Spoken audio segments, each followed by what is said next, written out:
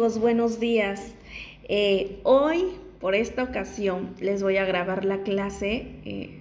Yo voy a hacer changuitos para que todos la vean. Les voy a poner un cuestionario a finalizar la clase. No como trampa, pero sí, bueno, para asegurarme que están viendo pues la clase.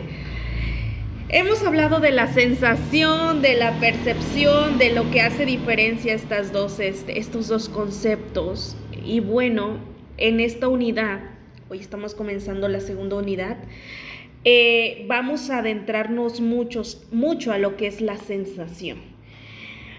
Vamos a ver cuál es la naturaleza de la sensación, qué pasa dentro de nuestro cerebro.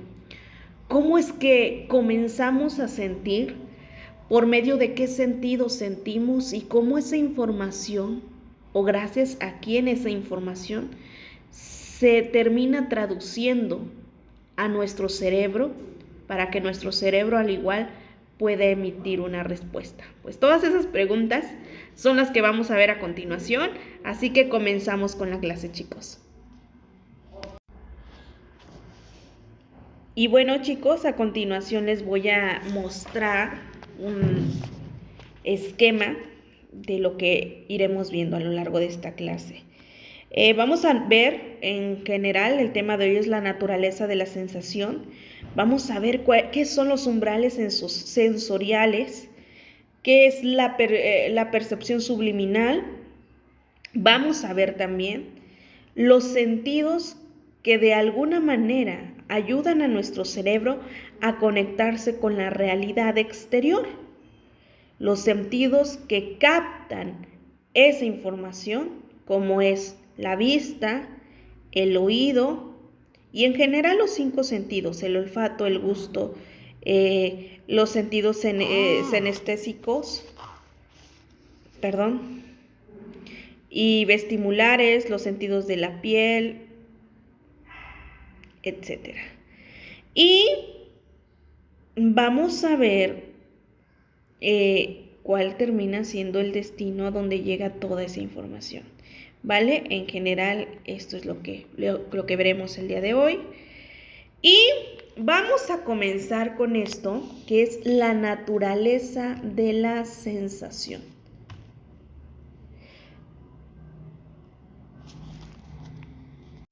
Pero antes de comenzar con lo que es la naturaleza de la sensación, quiero comentarles o quiero poner en claro la definición de lo que es sensación. La sensación implica capturar información. La sensación es la experiencia básica de la estimulación que proviene de los sentidos. Detectar algo a través de los sentidos, como la vista, el gusto, el olfato y el tacto, y los receptores internos de sensación, como el movimiento, el equilibrio, la incomodidad, el dolor, sin que haya sido elaborado o tenga un significado. En conclusión, es una reacción consciente de un estímulo que actúa sobre un órgano sensible y provoca una reacción de uno o más de los 5 sentidos. En conclusión, chicos, la sensación termina siendo eso, capturar información. ¿Vale? Y ahora vamos a ver cómo es que capturamos toda esa información. Bueno, como dice nuestra diapositiva, la sensación se origina cuando la energía estimula una célula receptora en los órganos sensoriales, como el ojo o el oído, y cada luz o vibración de las moléculas del aire, al proceso por el cual la energía física se convierte en códigos electroquímicos y se le llama traducción. La relación 1 a 1 entre estimulación de un nervio específico y la experiencia sensorial resultante se conoce como doctrina de las energías nerviosas específicas. Entonces, vamos a considerar que lo que pasa en nuestro exterior todo lo que está fuera de nosotros, bueno, la realidad que sucede en nuestro exterior, llega a nuestro cerebro por medio de un estímulo. Ese estímulo tiene que tener una cierta intensidad. Es decir, a lo largo de nuestra vida y como vamos caminando tenemos muchos estímulos, pero solo los que llegan a más del 50% de la intensidad son los que se convierten en sensaciones y son los que de alguna manera introducimos a nuestro cerebro para que pueda transformar esta información, ¿ok? O traducir esta información. Bien, para entender un poquito más, yo quiero mostrarles un video que a mí me pareció sumamente importante y en estos momentos se los voy a mostrar, que también ya se los mandé por vía WhatsApp. Los invito a que juntos veamos el siguiente video antes de continuar. La base del funcionamiento cerebral, tienes que ver este video. Sabemos que el cerebro registra y analiza formas, colores y estructuras, e incluso es capaz de dar un significado a todo ello. Pero, ¿cómo le hace para obtener toda esta información? Bueno, la respuesta no es tan sencilla. Primero, necesitamos saber que el cerebro requiere tener una estructura neuronal que información hacia él, la registre, se procese y posteriormente obtener un resultado que va desde lo más sencillo hasta lo más complejo. Es aquí donde entran las sensaciones y las percepciones. Pero, espera, antes de seguir continuando, vamos a imaginarnos lo siguiente. Imagínate que vas caminando por el parque y de pronto te encuentras una estatua. La observas y al instante te haces la siguiente pregunta. ¿Qué pasaría si esa estatua tuviese un cerebro? Para tu suerte, volteas al suelo y te encuentras una varita mágica. La tomas y comienzas a leer las instrucciones que dicen lo siguiente. Esta varita mágica se puede utilizar para pedir un solo deseo. Después de eso, la varita quedará totalmente deshabilitada. Después de pensarte algunos segundos, por alguna curiosa razón, decides otorgarle un cerebro a la estatua, con las mismas capacidades y las mismas conexiones neuronales al de un cerebro normal. Sacudes la varita y ¡abracabum! La estatua ahora tiene un cerebro en perfectas condiciones. Bien, llegados hasta este punto toca preguntar, ¿qué crees que pasaría con la estatua ahora que tiene un cerebro? ¿Tú crees que podría tener la capacidad de crear pensamientos iguales a los de nosotros? Bueno, dejaré la pregunta abierta mientras comenzamos con el video.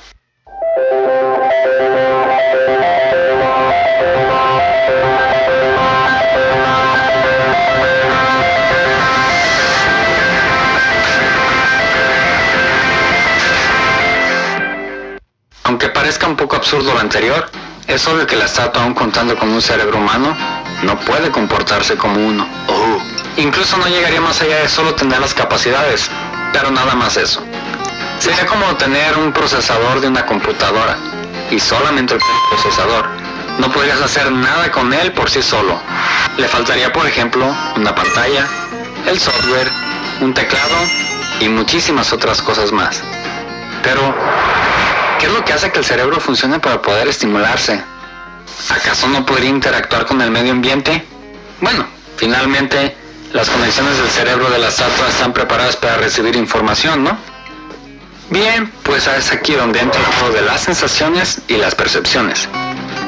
Para poder entender esto de manera sencilla, diremos que el cerebro requiere cuando mínimo dos cosas. En primer lugar, el cerebro ocupa un método de entrada del mundo exterior, algo que le haga saber cómo es el mundo. Por ejemplo, qué color tiene el mundo, cómo se escucha, acaso huele a algo, cómo es que se siente. Y eso, amigos míos, son las sensaciones. Las sensaciones es todo lo que tu cuerpo capta y recibe del exterior hacia el interior. Por ejemplo, el escuchar este video, observar la pantalla y en conclusión es todo lo que pasa por tus sentidos. algo que la estatua ni siquiera tenía, puesto que no contaba con nada que le hiciera saber cómo era el mundo de afuera. Por ejemplo, unos ojos, oídos, nariz, gusto e incluso el tacto. En segundo lugar, para poder interactuar con el ambiente que nos rodea, es importante que el cerebro haga una interpretación de lo que está recibiendo por los sentidos. Esto con el fin de darle un sentido a lo que está llegando.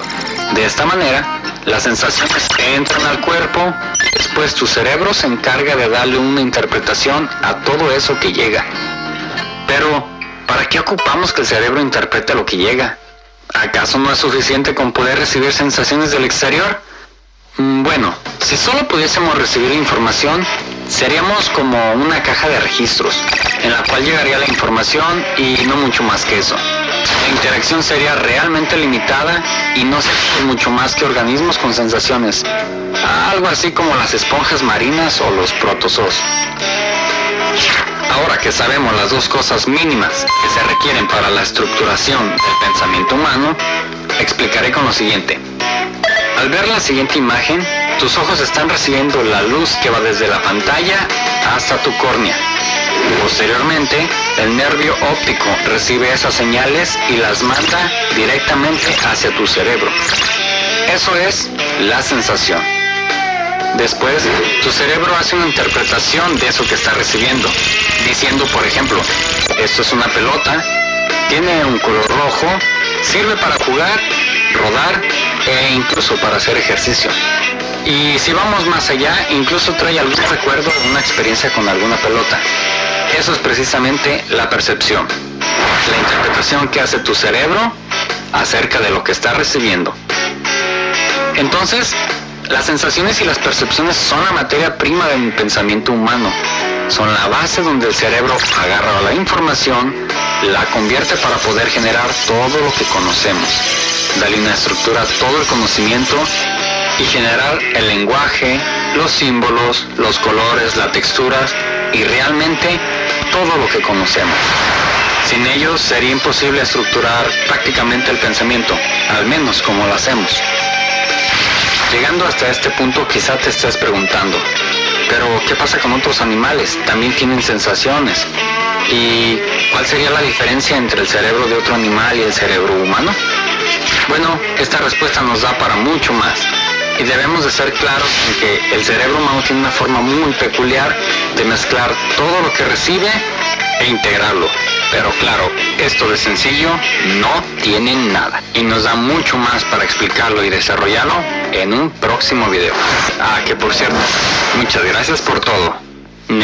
Bien chicos, después de ver el video anterior, ahora sí vamos a ver qué son los umbrales sensoriales. Los umbrales sensoriales es la energía que llega a un receptor y que debe ser lo suficientemente fuerte como para causar un efecto notable. La intensidad mínima de energía física necesaria para producir una sensación en una persona se denomina umbral absoluto. Y como en la diapositiva dice, el umbral absoluto es el que genera una estimulación arriba del 50%. La cantidad mínima de estímulo que se necesita para darnos cuenta de que algo está ocurriendo es umbral inferior. Y la cantidad máxima de un estímulo que podemos recibir, es decir, el límite superior, está por encima del cual no podemos tener más sensaciones. En otras palabras, el umbral absoluto es cualquier estímulo por debajo del absoluto. El umbral no será experimentado. Por ejemplo, una gota de perfume esparcida en una casa de 3 habitaciones o el tic-tac de un reloj a 6 metros de distancia en condiciones muy intranquilas. Un umbral diferencial o diferencia apenas perceptible. Es importante reconocer que el umbral diferencial varía de una persona a otra y de un momento a otro con la misma persona. Es decir, no podemos generalizar. Tal estímulo emite tal cantidad de energía y por eso termina percibiéndose o no. El umbral depende mucho de la persona, del momento y del espacio. Y basado en eso podemos darnos cuenta la cantidad de energía que éste puede esparcir, o más que puede esparcir, puede emitir en nosotros para que nosotros nos podamos dar cuenta la intensidad o nos podemos dar cuenta de ese estímulo, ¿vale? Esta idea de umbral, de umbral absoluto tiene que ver con que implica que algunos eventos ocurren de manera subliminal, es decir, por debajo de nuestro nivel de conciencia, se quedan como en nuestro inconsciente. No quiere decir que no ocurran, quiere decir que están ocurriendo, pero no estamos conscientes de que están ocurriendo.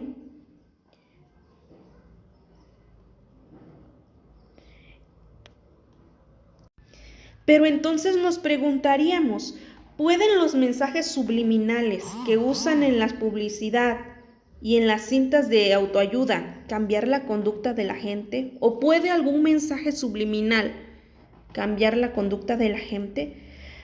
Pues no obstante, existe una clara evidencia de que en condiciones cuidadosamente controladas es posible influir en la gente mediante información que está fuera de la conciencia. De hecho, hay que recordar que nuestro trabajo como psicólogos en gran parte tiene, emitimos estos mensajes subliminales, ocupamos mucho estos umbrales por debajo de lo absoluto. ¿Por qué? Porque con preguntas, con palabras, de alguna manera terminamos influyendo en algún tipo de conducta que pueden tener la gente o los pacientes. Y ahora, una pregunta importante. La visión termina siendo uno de los sentidos que perciben el estímulo o la energía del exterior. ¿Pero a qué se deberá que los psicólogos hayan estudiado la visión más que cualquier otro sentido? ¿A qué creen ustedes? Pues precisamente por parte de lo que habíamos comentado y lo que habíamos visto en el video. En el sentido de la vista existen células receptoras. Como lo hemos dicho, recibimos la energía. De alguna manera esas células receptoras terminan generando una especie de adaptación y llevan la información del ojo directo al encéfalo para que pueda de alguna manera traducir y transformar esa información. Es por eso que mediante la visión podemos detectar colores, formas, tamaños, etc. Pero en general, ¿cómo vemos el color? Existen detectores de características como células encefálicas especializadas que solo responden a elementos particulares del campo visual, como el movimiento o líneas de orientación específica. También existe la matiz, que es un aspecto de color que corresponde a nombres como rojo, verde o azul. También existe la saturación, que es la intensidad o la riqueza de un matiz, y el brillo, que termina siendo la cercanía de un color al blanco o en oposición al negro. Y bueno, ahora vamos a ver otro de los sentidos importantes dentro de la sensación y es el oído o la audición. Vamos a ver qué significa el sonido. El sonido, la sensación que llamamos sonido, Es la interpretación que hace el encéfalo del flujo y reflujo de las moléculas del aire que retumban en el tímpano.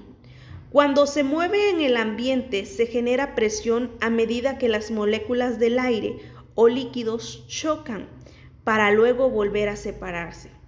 Esta presión transmite energía en cada colisión, creando ondas sonoras. Y bueno, nuestra audición va a comenzar cuando se crean esas ondas sonoras y de alguna manera son recogidas por el oído externo y transmitidas al tímpano, haciendo vibrar el tímpano, y la vibración del tímpano da lugar a que 3 huesecillos del oído medio, que es el martillo, el yunque y el estribo, se golpeen en secuencia y de este modo lleve la vibración hasta el oído interno. ¿Ok? Y ahora vamos a ver otro de los sentidos, el sentido del olfato.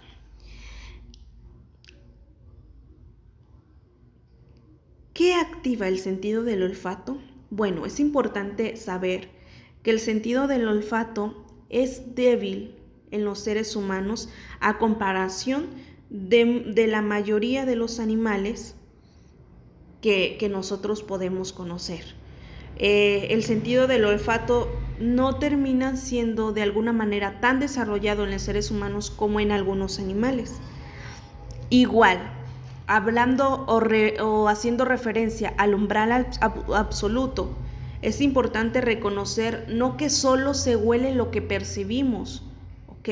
Existen muchos olores que hay en el exterior, pero solo percibimos los únicos que generan una vibración o un estímulo arriba del 50%. Y el sentido del olfato no es la excepción. La mayoría de los mamíferos, incluyendo los seres humanos, poseen un segundo sistema sensorial dedicado al sentido del olfato, el cual algunos animales utilizan en su vida cotidiana para cosas tan importantes como marcar un territorio. Y ahora vamos con otro de los sentidos, que es el gusto. Las células receptoras del sentido del gusto se alojan en los cerca de 100,000 botones gustativos, la mayor parte de las cuales se encuentran en la punta, los lados y la parte superior de la lengua. Es ahí donde están estas células receptoras. Es decir, si nosotros nos ponemos quizás algún sabor en el paladar, si no terminas haciendo contacto con la lengua, difícilmente vamos a poder darnos cuenta del sabor que pueda tener. Entonces, la lengua termina siendo el órgano más importante dentro de nuestro sentido del gusto. Y bueno, ahora nos vamos con el sentido del tacto. La piel contiene los receptores de los sentidos del tacto que desempeñan un importante papel en la interacción y emoción humana. Los numerosos receptores de la piel dan lugar a la sensación de presión, textura y dolor, pero la relación entre los receptores y las experiencias sensoriales es sutil. Es importante recordar que la piel es el órgano más grande que tiene el ser humano y por ende el sentido del tacto termina siendo uno de los que generen mayor receptor reciben mayor información del exterior. De alguna manera tiene más células receptoras. Y chicos, con esta información estamos dando por terminando nuestra clase. Ahora bien, ahí va la tarea. Listos, por favor. Después de todo lo que hemos visto, primera pregunta. ¿Cómo consideran ustedes que es la naturaleza de la sensación? ¿Cómo comienza la sensación en nuestro cuerpo? Tercera pregunta, ¿qué son las células receptoras?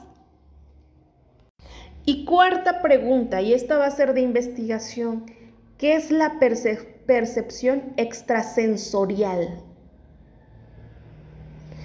Chicos, con esto me despido, un abrazo enorme. Los veo en la siguiente clase.